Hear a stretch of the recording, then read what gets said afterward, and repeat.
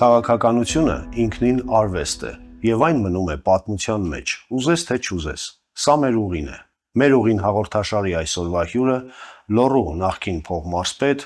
մի քանի ամիս մարզը ղեկավարած քաղաքացիական պայմանագիր կուսակցության անդամ Հովհաննես Ավետիսյանն է։ Բարև ձեզ, պարոն Ավետիսյան։ Ողջունում եմ ձեզ, շնորհակալություն հրավերի համար։ Աշխատանքային հանգիստ թե քաղաքական թիմի որոշում։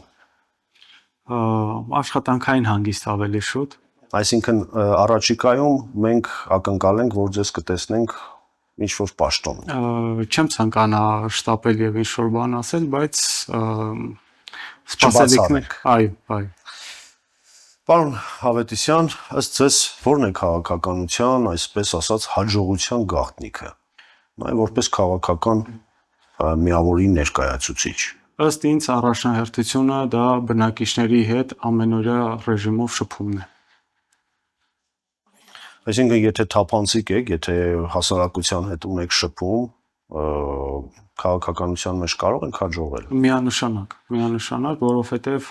բնակիչների կողմից հենց դա է գնահատվում, այսինքն այդ թափանցիկությունը, կատարվող աշխատանքների մեջ հաշվետվողականությունը, ինչպես նաև հետադարձ կապը պաշտոնյա եւ բնակիչ։ Վերջին ժամանակահատվածում ստացվում է այնպես, որ քաղաքական միավորը, օրինակ հենց քաղաքացիական պայմանագիր կուսակցությունը, այս կամ այն պաշտոնում նշանակելով մարդկանց, այդ մարդիկ դադարում են թե շփվել հասարակության հետ, մի գործ անելուց էլ անընդհատ այսպես մարդկանց վրա նեղանալով, զայրանալով,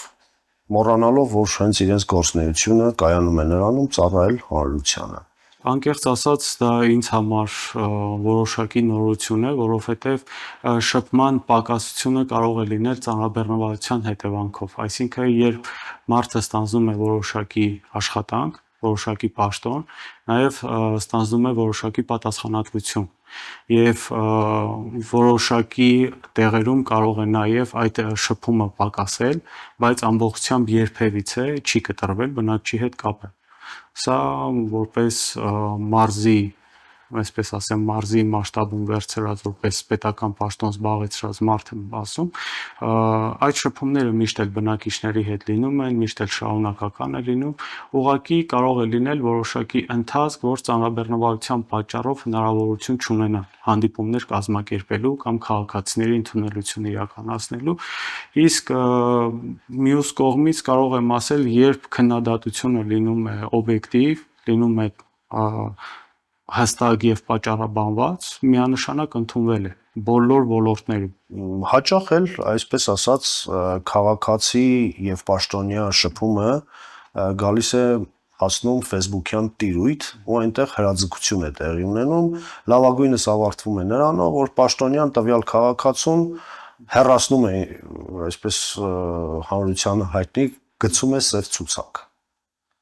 Դրա մասին ինչ կասեք։ Դա քաղաքական այսօրվա իրավիճակին հարիր երևույթ է։ Ոչ, դա եղել է բոլոր ժամանակներում, բայց եւս մեկ անգամ կարող է կրկնվում եմ, բայց պաշտոնյան նաև պետք է եւ պարտավոր է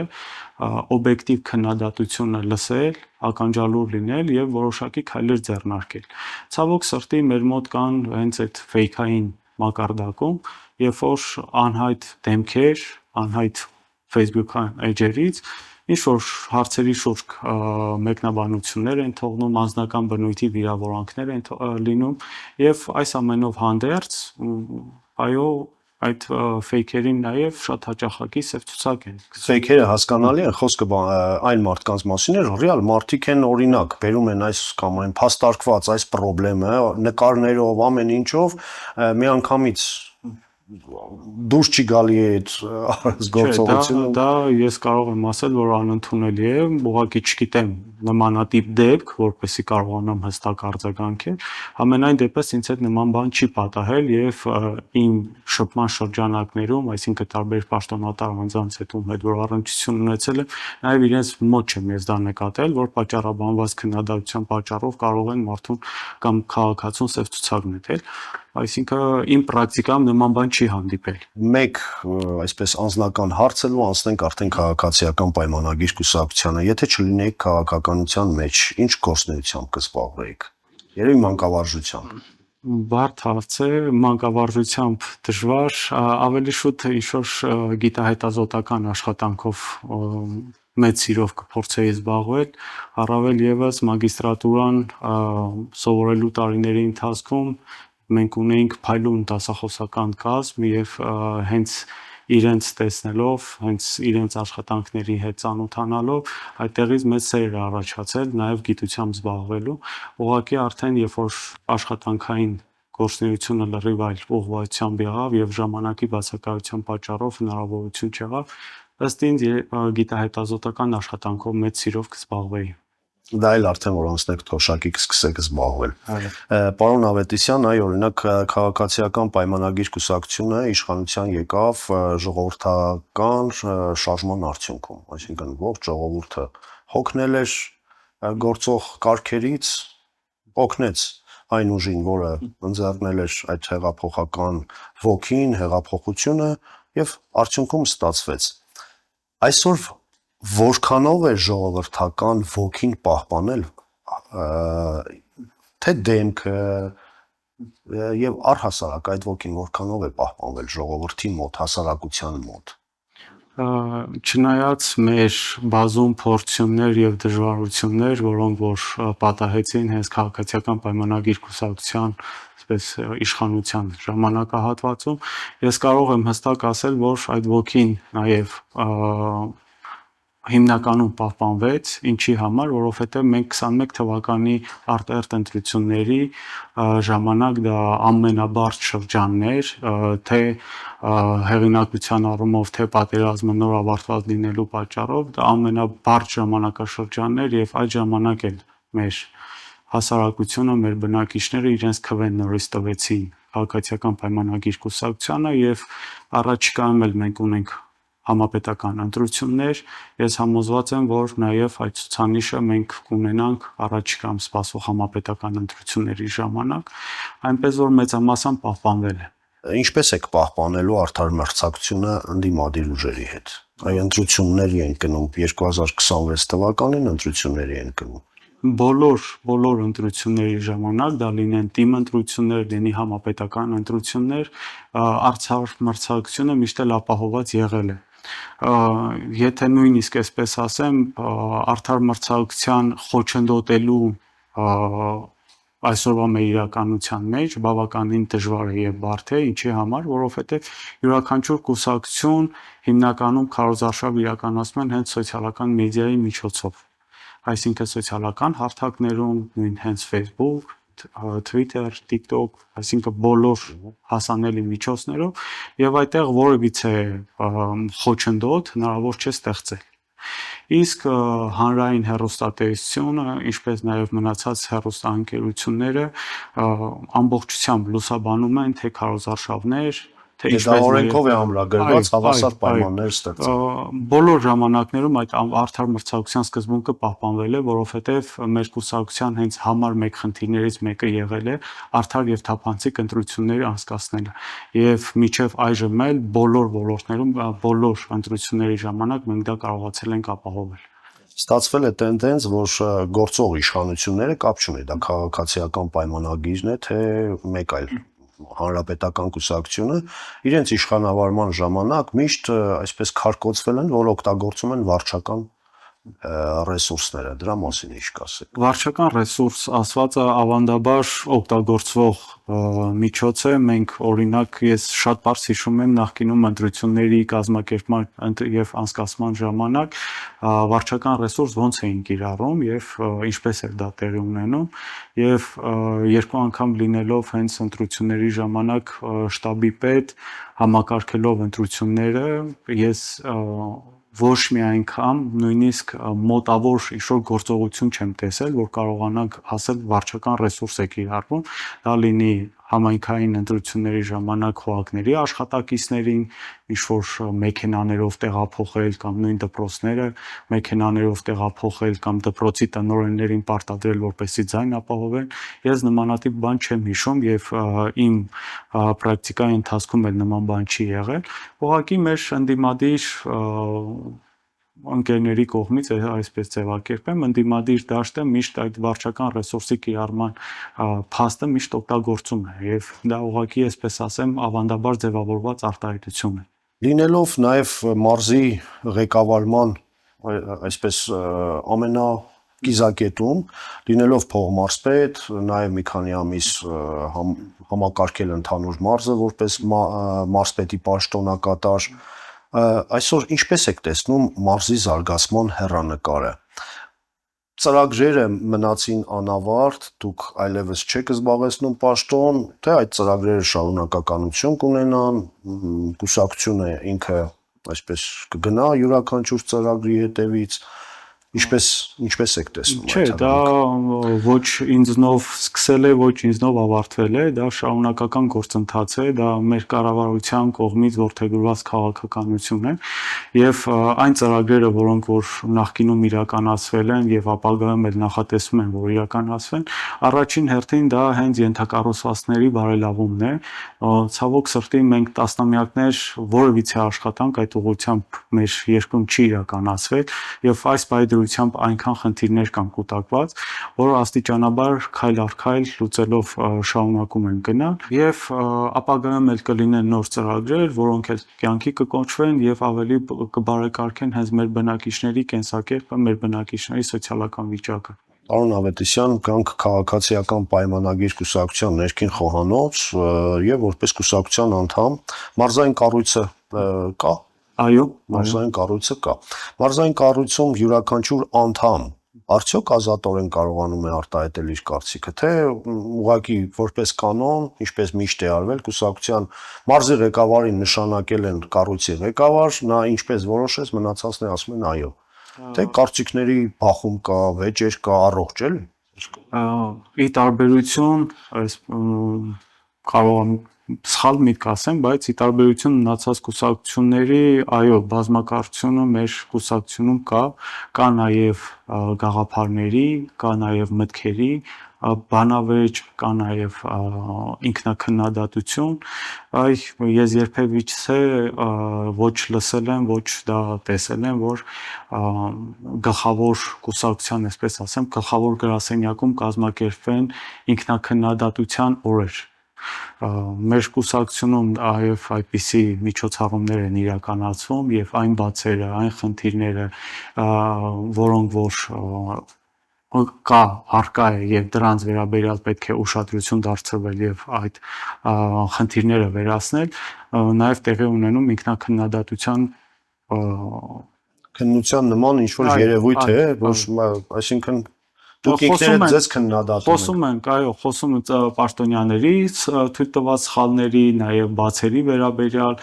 նաև կուսակցությունը, որտեղին սխալներ է գործում, այսինքն բազմակարծություն եւ ինքնաքննադատություն դա ամենակարևոր բանն է, որ մեր կուսակցությունում կա։ Հասարակության եւ առհասարակ ձեր ընդդիմախոսների շրջանում շատ է այն կարծիքը, որ ձեր հանրային վստահությունը անկում է ապրում։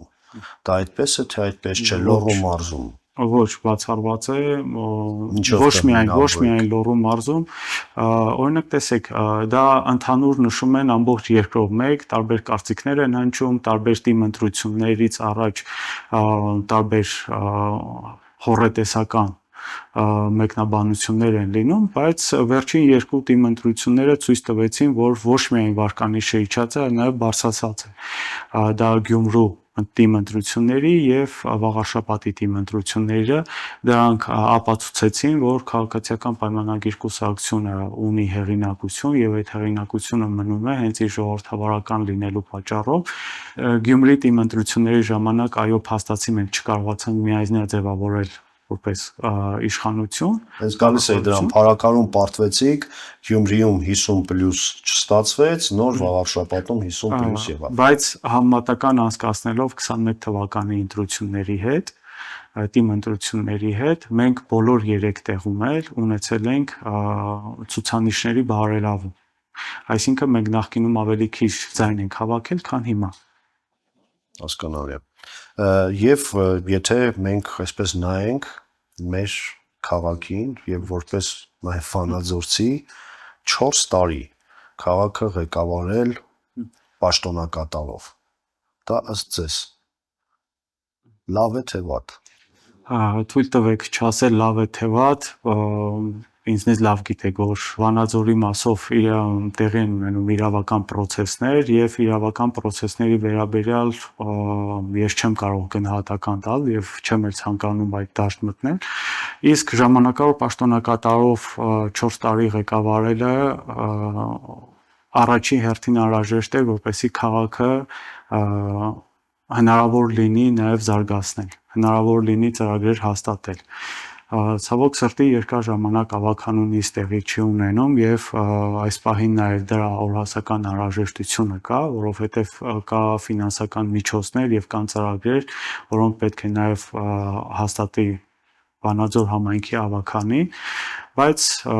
4 տարի շարունակ մեր համաքաղաքացիները տեսել են, ինչ ծավալների ահռելի աշխատանքներ են կատարվել։ Այսինքն քաղաքը թողնել անկառավարելի վիճակում, դա թույլ տվեք ասել, որ անընդունելի կլիներ, եւ այդ իսկ պատճառով ժամանակավոր պաշտոնակատար կա, բայց նաև մյուս կողմից իրական գործընթացներ է իրավական դաշտում եւ դրանց վերաբերյալ գնահատական Սա այն հարցն է, որ հանրության շատ շերտերի է հետաքրքրում,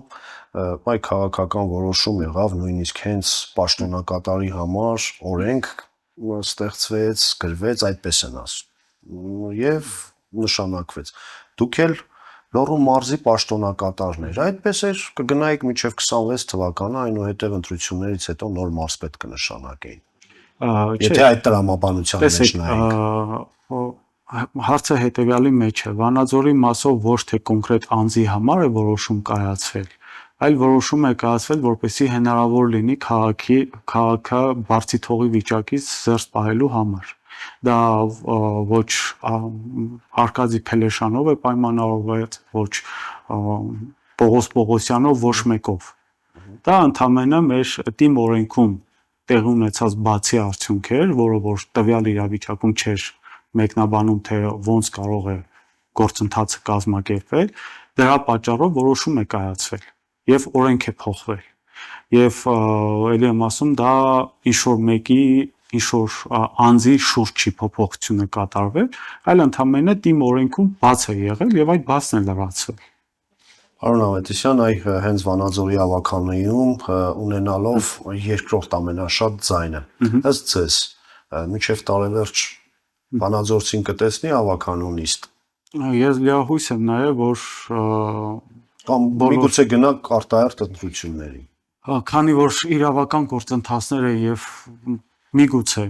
գնանք արտահերթ ընտրությունների, միգուցե, չգիտեմ, ինչ որոշում կկայացվի դրա շուրջ, դրա համար չեմ կարող հստակ պատասխան տալ, բայց ես լիահույս եմ, որ մեր ավականու բոլոր անդամները նաև հանուն քաղաքի եւ հանուն քաղաքի զարգացման համար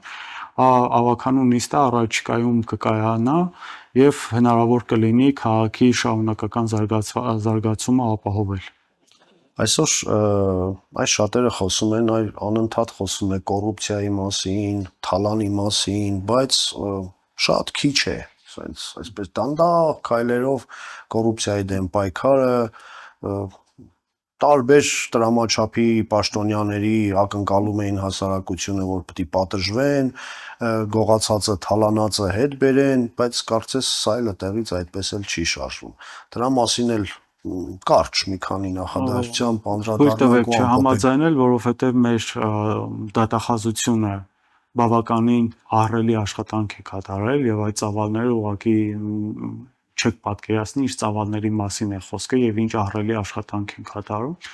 եւ կարող եմ ասել, որ այդ աշխատանքի արդյունքում նաեւ միլիարդավոր դրամներ են բյուջե մուտք եղել,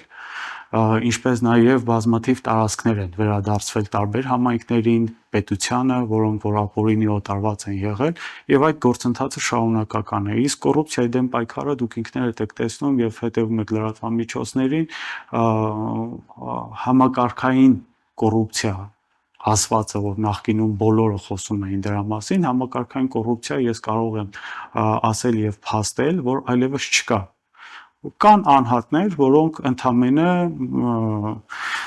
փորձում են ընձեռնված հնարավորությունից օգտվել, բայց դա էլ կարճ է թվում։ Եվ ի վերջո բացահայտվում են։